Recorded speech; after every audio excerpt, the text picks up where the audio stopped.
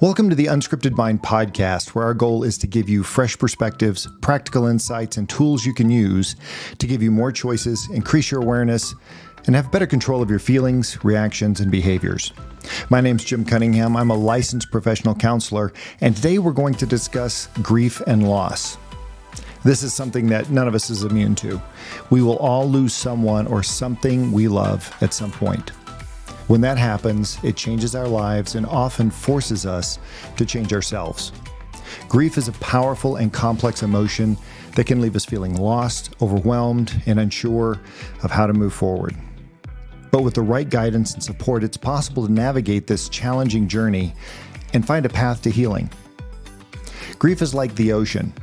It comes on waves, ebbing and flowing. Sometimes the water is calm, sometimes it's overwhelming, and all we can do is learn to swim, says Vicki Harrison. Recently, I sat down with Monica Meade, a colleague of mine and a licensed professional counselor, for a frank and open discussion on how to handle losses in our lives. Monica has extensive experience in grief and loss therapy that began with the loss of her own daughter over a decade ago. Monica has since dedicated her career to helping others process their grief, finding meaning after loss, and rebuilding their lives. She has an empathetic approach and profound understanding of grief, and may challenge the ways you think about grief and how to handle that. We'll discuss what grief is and what it isn't, how to process that grief, and some practical tools you can use to help yourself or someone you care about. Whether you're navigating your own grief or supporting a loved one, this conversation is one you won't want to miss on this episode of The Unscripted Mind. Lots of places to start with grief and loss. So how did you even begin to get into dealing with that with clients? Sure.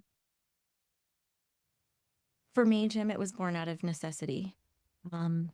I experienced my own grief journey in 2013 when I lost my daughter unexpectedly in a very traumatic way. And searching out a therapist that understood what I was going through and was able to help me was more difficult than I could have imagined. I sought people out specifically that claimed to specialize in grief, and there was plenty of times that I felt dismissed, that I felt like I should be in a different place than I was. I should be further along. Now, mind you, this was months after the death, so I don't think that that was appropriate. And I realized there was just a need for somebody who understood the depths of grief and also the journey in which you walk and how it's lifelong and how complex it is.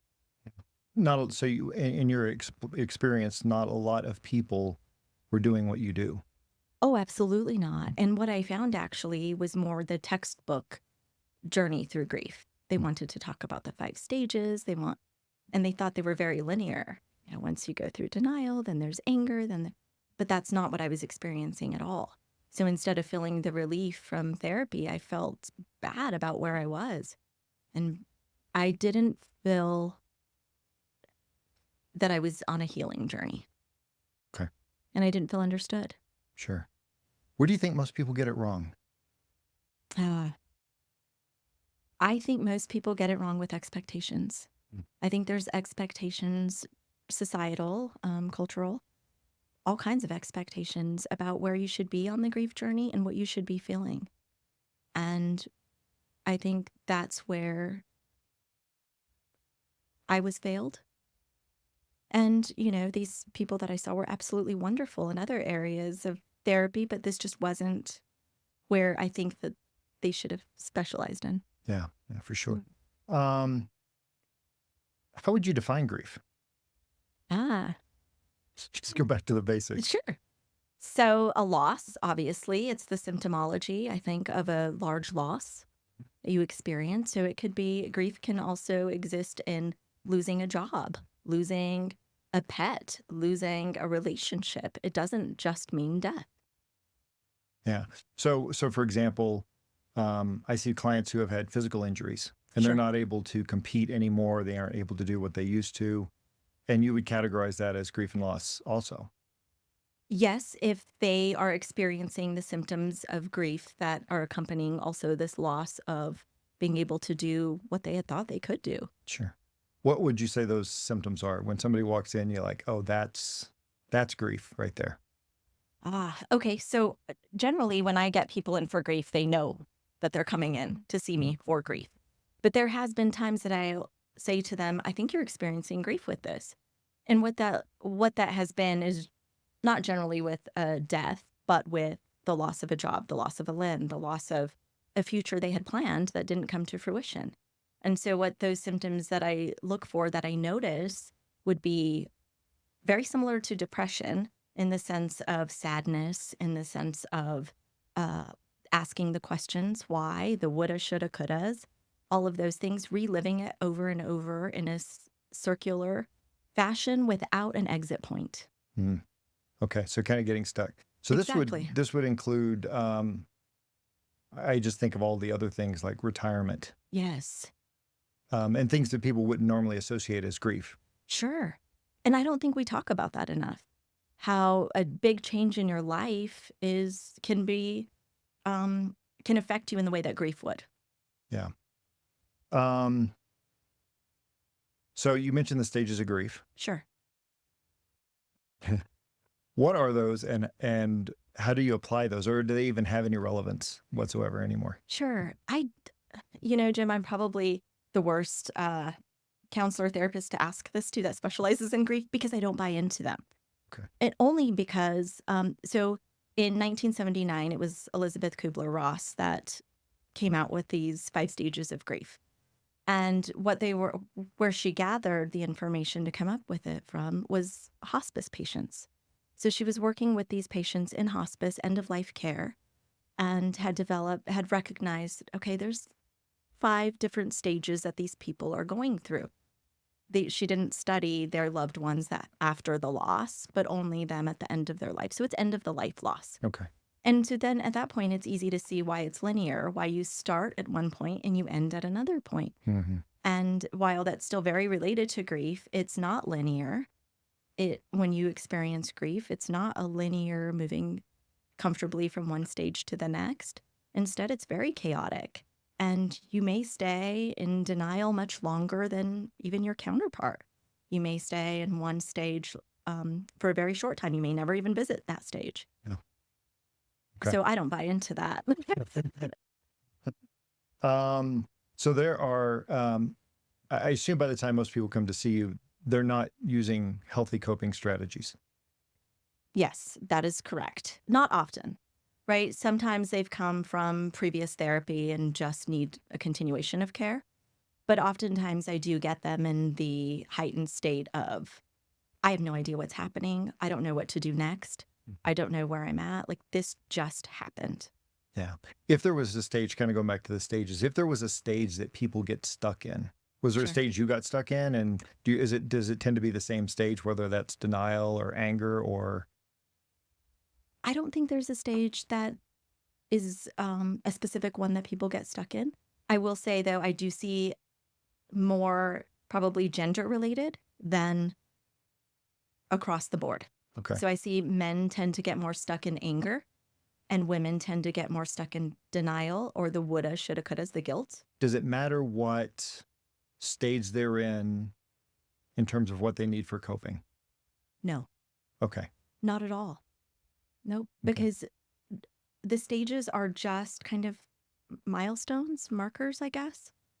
But they fluctuate so quickly and you go through them, in and out of them very rapidly, thought by thought. Oftentimes, I mean, yes, there is plenty of times that it's over a period of time, Sure. but for the most part, it's very rapid. Okay. So what do you, I guess the big question is somebody comes in, they're demonstrating these symptoms. Where do you start to address this? Sure. Yeah. So generally when they come in, they're coming in because of the death of a loved one, the loss. And so immediately I just start with, tell me about your person. Tell me everything about them. Because first of all, that isn't asked a lot.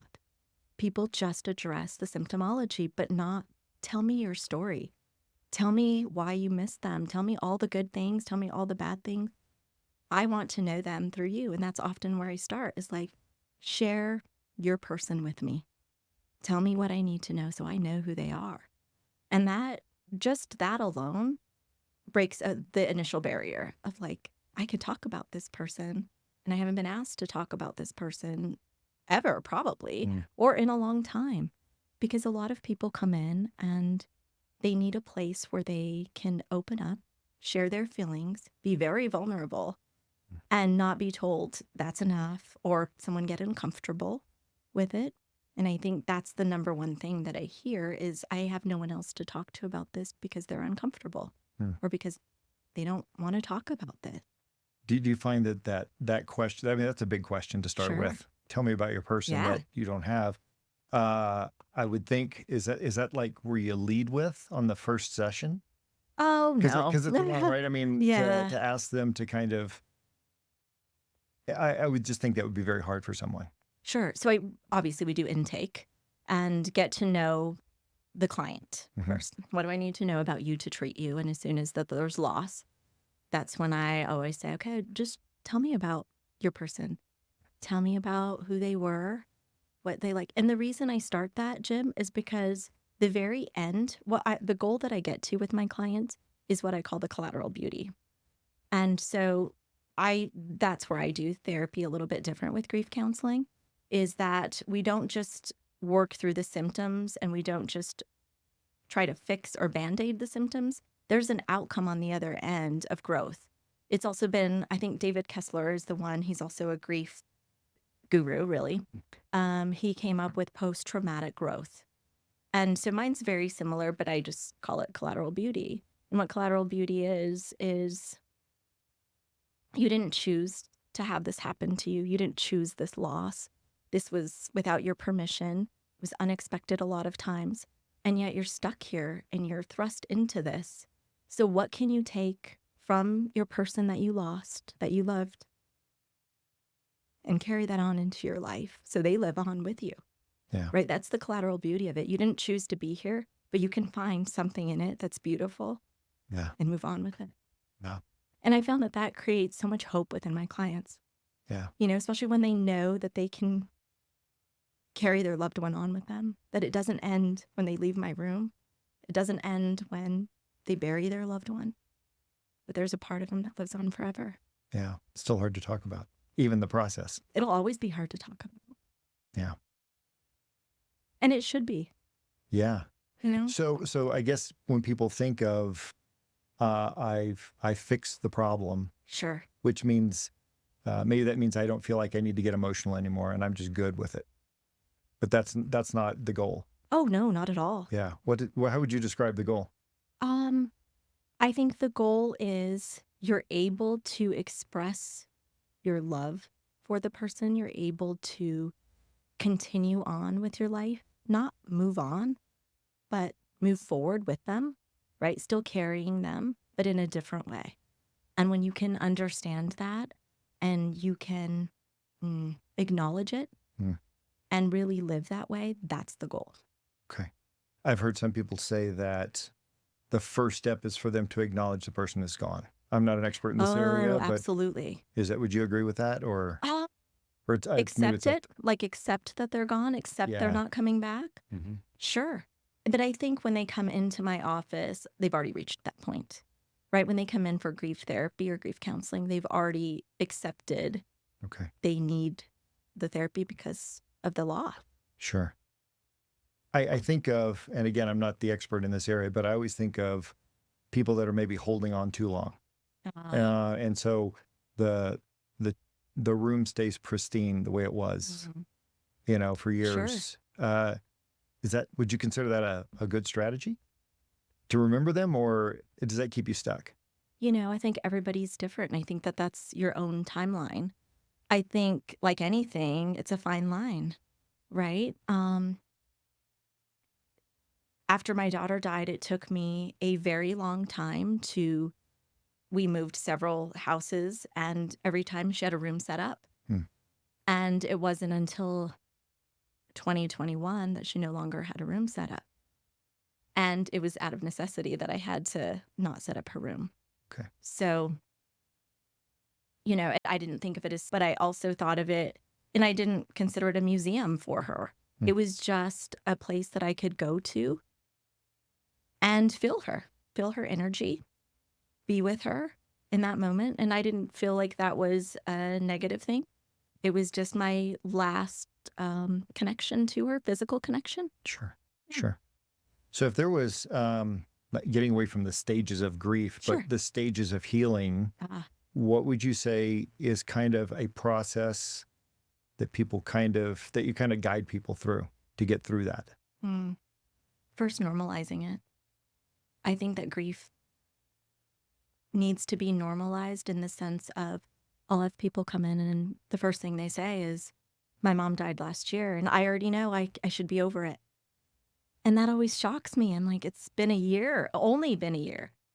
You don't have to put a timeline around it. This is your mother. This is your brother. This is, they played a large role in your life. You're not supposed to be over it. So I think normalizing it first is the most important step, that what you're feeling is okay. Because when there's shame there too, in that space, there's no healing can get done. Yeah. What comes after that? So normalizing it and getting comfortable with talking about it, probably second. I always hear, and I said this before, that people will say, like, my friends are uncomfortable. They stopped calling me. They stopped coming by. And I hear this most with child loss. It's almost as if it's contagious. But I don't think that that's what people are thinking. I think people are unsure of what to do. They're unsure of how to support you. And I also think that a lot of times our friends or our loved ones, our family members, think if I bring this up, I'm going to make them sad. They forget that we're always thinking about it. You bringing it up is only going to show me I'm not alone in my thoughts. Someone else is also there. And so also, as human beings, we need that connection. Yeah. And so when you can normalize it and create a social network for these people, for when you're grieving, that also helps in the healing of stages of grief. Okay. So I think this is true of a lot of other mental health issues, Sure. right? And the people tend to isolate. Yes. And so I would think that, if you've lost your spouse of, 30 years, Sure. the first thing you want to do is just hole up, circle the wagons and just sit. I don't know. Lose motivation. I think there's a lot of things that could probably come along with that. Oh, absolutely. Yes. The isolation is a big part. And I don't think it's always detrimental. Because I think I'll speak for myself only, that when I isolated, I was trying to survive, right? So I didn't have the capacity to even talk, even have words to say. I just didn't. And so the best thing for me at that point was just stay home, think about these things, cry when I wanted to. I didn't want people to see me break down all the time. So isolation was kind of a natural part of it. Yeah. But it's not for everybody. Some people find comfort being around others, being distracted. Yeah. And I guess all those are good tools. We just have to be careful not to overuse. Exactly. Especially distraction, right? Burying it, pushing it down. It doesn't go away. It just waits for it. And I think that's the part of grief that has been unknown for so long, is that grief waits for us. It doesn't go away on its own. And we also know this because of the ACE study, the Adverse Childhood Experience study that was done, that shows that unprocessed grief can lead to heart disease, autoimmune disease, and cancer. And so that's why it's important to heal from those things, heal from it, address it appropriately, and rid our body of it. As we know, emotions are stored in our body as energy. Yeah. And negative energy is negative. In terms of, like you said, everybody's a little bit different. Do you notice a difference between adults, children, older folks? You said men and women, there's some distinctions there. And how they deal with it. Sure. Yes. The saying of children are resilient. While I think that's true, I think children are also better at distracting themselves. are better at escaping in their mind. When you think about it, it makes sense. They don't have the tools to drive, to get away. So they have to learn to escape things in their mind. Grief is no different. You learn to escape it in your mind. So a lot of times if I see children who have either lost a parent, a sibling, and I don't see children under the age of 13, but if I do see a 13-year-old or, see children that are younger, that is often, they can be distracted in it. So it seems as though they're resilient. It seems as though they've recovered. It seems as though they can move on. But an interesting thing that I've noticed, Jim, is that if a child experiences the trauma, the death, the loss prior to puberty, at puberty and after is where we see the more expression of that grief come out. So it's almost as if they don't have control over the distraction of it, the pushing it down, the running from it, and it does present itself at that time. So that's another way I'll get clients in, is if they've lost somebody close to them prepubescent, then after puberty, these emotions are emerging, and then the parents bring them in, they're depressed, they're anxious, they're angry, they're this, but they don't acknowledge that it could be from the death prior. Sure. How much is I have a lot of clients that beat themselves up. Oh, the guilt. The guilt, whether that's, I guess there's various kinds, right? Survivor guilt or the woulda, shoulda, coulda. I should have done something. I should have seen it. I should have been able to help. Yes. Yeah. Oh my gosh. I hear that all the time. Yeah. And one of the things I try to bring to the awareness is that when you're healing from grief, that's the only time you think you have more power than you do. When you look back, like 2020, called Retrospect? In retrospect, yeah. Yes. When you look back at it is when there's all of a sudden you have this sense of I could have done something. But the fact of the matter is, if we could have, we would have. Yeah. And so we couldn't have known. We didn't know. So trying to give ourselves some grace. Absolutely. Yeah. Not an easy thing to do. Especially when you've told yourself that story for so long. Yeah. As somebody once said, when you practice something for 20 years, you get pretty good at it. Very good. Even if it's bad thinking. Oh, absolutely. Yeah. And so I guess the other part, because I had mentioned, or I kind of led into what are the stages for doing that? And I heard you speak one time talking about not forgetting these folks, but, in a lot of ways, how do we remember them, honor them? Sure. And that means not just hiding it. Exactly. So what were some of the examples that you give to people of here's some things you can do to kind of work through this trauma? Yes. So that's why I always ask them, tell me about your person, because I want to know what their qualities were that my client found endearing or admirable. And then we work with those qualities, not just to instill them in my client, but to continue that on with someone else. So some of those examples would be, for example, my daughter was very forgiving. She was the most forgiving person. She would be the first person to say, I'm sorry.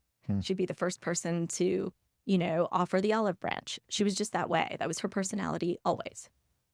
And so in her honor, every year, we ask people to perform an act of forgiveness on her behalf, something that's been difficult for them. Okay, so for my daughter, Kiana, it was an act of forgiveness. I also lost my niece 2 years after my daughter died. And the way that we carry on her memory is we have a slogan called Live Every Day. Her name is Olivia. And so we embrace that by saying, take advantage of the day. Take advantage that you're given this day. Live every day to its fullest and show up in places with happiness, with love, with joy. Yeah. Which gives a lot of meaning to the person's life. Exactly. Oh, absolutely. Yeah. Some other things that I think are beneficial in that way, the collateral beauty or the carrying on their memory, is doing something in their honor. It sounds very counterintuitive, but when you're in the depths of your grief, in the depths of your sadness, and it's the most difficult day to get out of bed, what has helped me is doing something for somebody else anonymously. So I'll go to Starbucks and I'll buy, my daughter's favorite drink was a caramel frappuccino. And I'll just give them a gift card and be like, whoever orders the caramel frappuccino, until this runs out, please use this to pay for it. And then just say, like, it's from Kiana. Another thing we've done is gone to memory care facility. My daughter's birthday was February 15th, the day after Valentine's Day. So on her birthday, it's the day after Valentine's Day, so the Valentine's candy is 50% off. Okay. So I'll go to Walmart and buy the entire case that they have left of the candy hearts, the little small ones. They maybe have like 8 candy chocolates in there. And I'll take them to the memory care facility with Valentine's Day cards, and we hand them out to people who haven't gotten visitors. Yeah. And that keeps her alive as well. Okay. Yeah. And that's, I mean, so that's kind of, in a lot of ways, almost a year-round. Oh, just, yes. I mean, various points. It's not just the anniversary date of when you lost them or. Correct. So, yeah. And it's always, because I go through stages like anybody does, right? To where some days are very, very hard. It's been 10 years, but I still feel it like it was yesterday. The amount of pain that I feel has not lessened. It's only been further removed by time, but not lessened. It's still just as deep and as big of a hole as it will always be. But over time, I'm able to address it differently. And so if I have a very, very hard day, I know that I'm inside of myself. And to heal that, I have to get outside of myself. And that's where I go and do something for somebody else. Yeah. And for whatever reason, it works. What would you say if there was one bit of advice Sure. to give somebody who has lost someone? What is like that key thing that's like, man, I wish somebody would have told me that?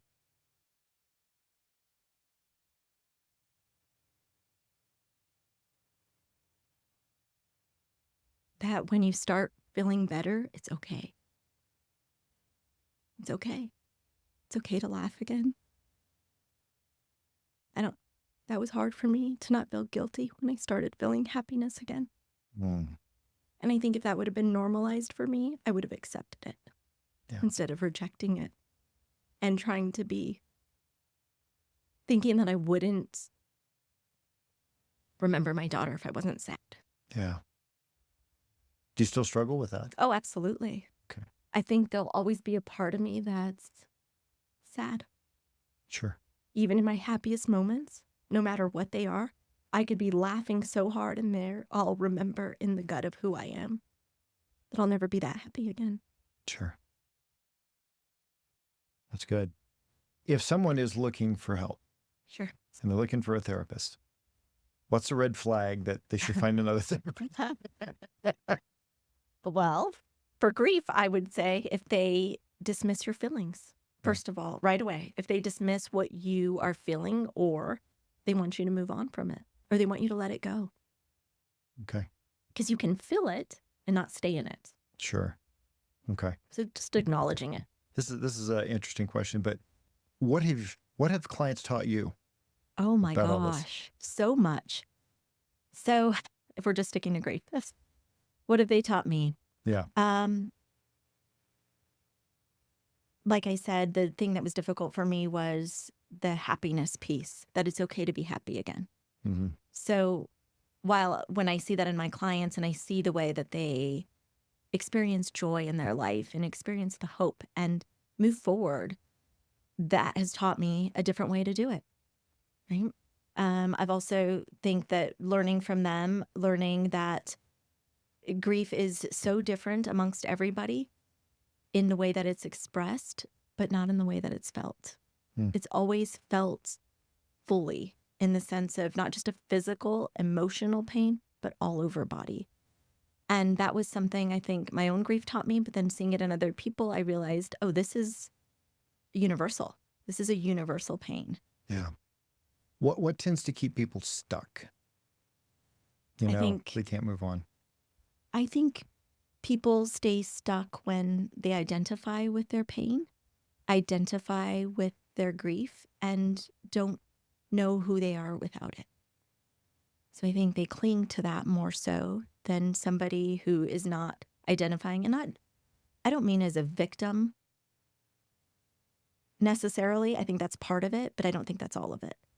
I think when you're expected to be a certain way and people see you differently, they treat you differently. And so some people have difficulty letting go of that because they don't want to be treated any differently. So in a lot of ways, and I think this is probably true of, again, anxiety, depression, other things, Yeah. when people come in, what they're really looking for is a change of identity in a lot of ways, instead of just trying to play whack-a-mole with the symptoms. It's like, Yeah. I want to become kind of a new person, and redefining myself. If I lose a spouse, whether that's through death, divorce, whatever, there's a period where you're going to have to do some soul searching and find out, who the new person Who you is are. without this person. Oh, absolutely. Historically, Yeah. over human history, there haven't been counselors. No. So people have had to, and I think this, I say this because back then they had to rely on other people, On community and families live close to each other. And now we are so isolated from who lives in their family of origin. Exactly. And so where do people, I guess I say all that to say it probably just compounds this grieving process because, and the aloneness. Absolutely. Yeah. There's that saying, it takes a village to raise a child, right? It takes a village for a reason. We need other people to show up. We're built for connection as human beings. We know that because we have mirror neurons. We know that because that's how we were created. And so when we stopped doing that, that's where the need for us came in, counselors, right? And there's plenty of villages, of communities, of cultures that don't have counselors. They're not needed. Yeah, much more traditional. Yeah. Yeah. So you're suggesting TikTok isn't probably the answer to find connection? TikTok's always the answer. Well, so what are the statistics when you think about the different types of grief people go through? What are some of those statistics? So one of the ones that stands out the most to me, and is true for my own story as well, is that losing a child, so the loss of a child, 73% of the time will also result in the loss of a marriage, and 95% if one of the parents is responsible. So when you think about that and you think about divorce rates anywhere, about 50%. Adding on the loss of a child increases that to 73%, 95% if one parent is responsible. And, I think it comes down to more than just we grieve differently. We don't understand each other. What I think it comes down to, Jim, is that you are stripped of everything you were and you become someone new. Now you have to learn to fall in love with someone new, right? The person that you married, the person that you have fallen in love with, they're gone. There's maybe glimpses of them in there, but that's not who they are. So 70, make sure I got this right, 73% of people who lose a child end up getting a divorce. Within 5 years. Within 5 years. And that's without either parent being directly responsible. So the kid dies in a car wreck or something. Yes, exactly. And then 95%. Yeah. If one of the parents is responsible, even by accident. Certainly. Is that because, and like you said, going back to the identity, is that because that loss makes people change that drastically, that they don't connect anymore? Or because you would think in a marriage that we lost a child, the spouses would be their biggest source of strength. Sure. And maybe it doesn't. I want you to think about a forest fire. And if you look at the mountain, if you look at Pikes Peak, if you look at, or we had the Waldo Canyon fire, you can still see the scars of the burn, right? The burn scars are still there.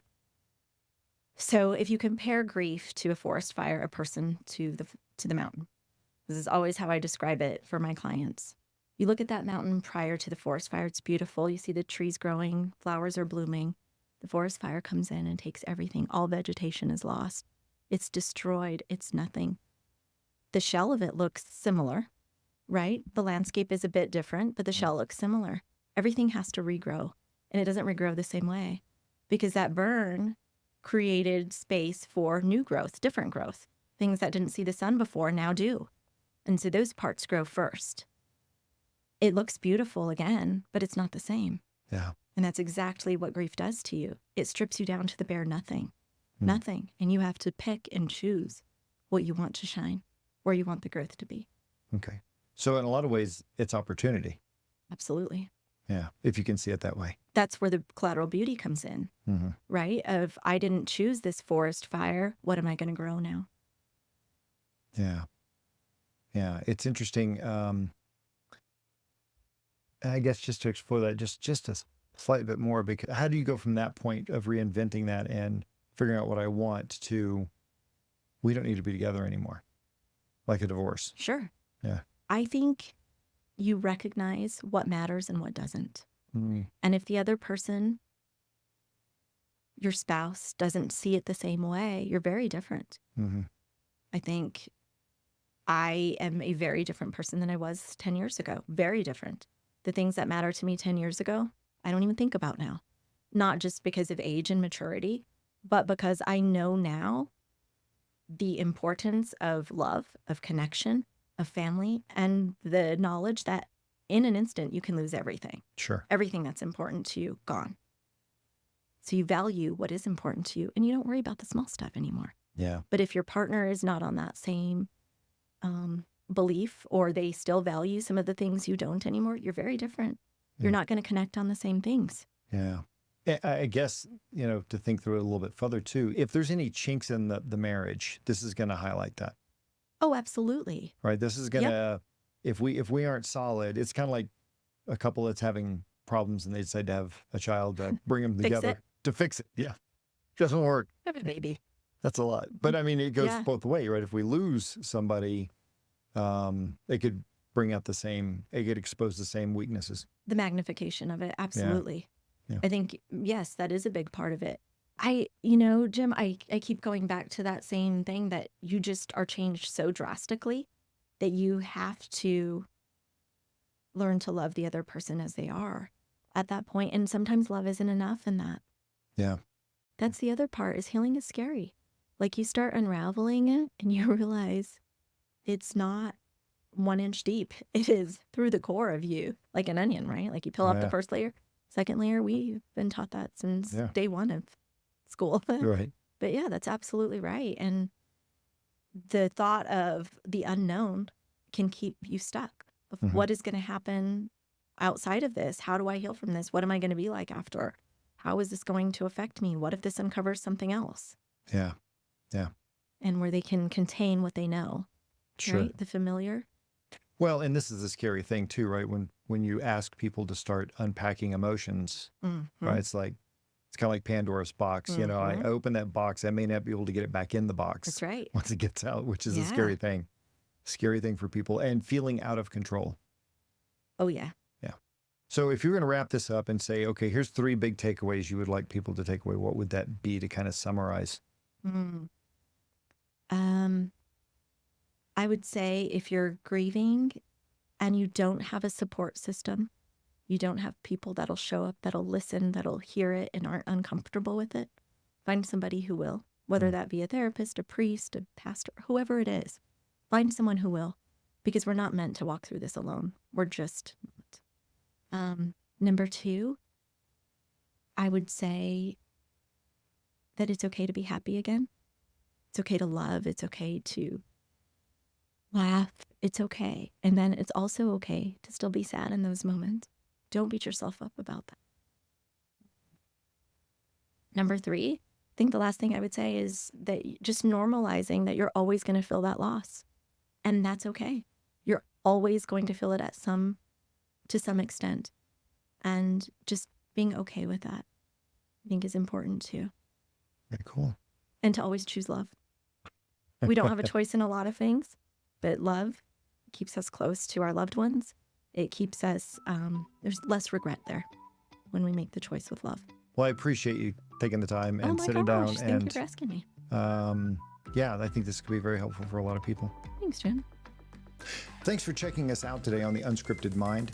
If you found this episode helpful, please subscribe, follow us to get notified when new episodes are released, and also leave a review. If you have any questions or topics you'd like us to cover, please include those also. Until next time, remember, life doesn't come with a script, so embrace the unexpected, cherish the unplanned, always stay curious, and have an amazing day. We'll see you next time on the Unscripted Mind.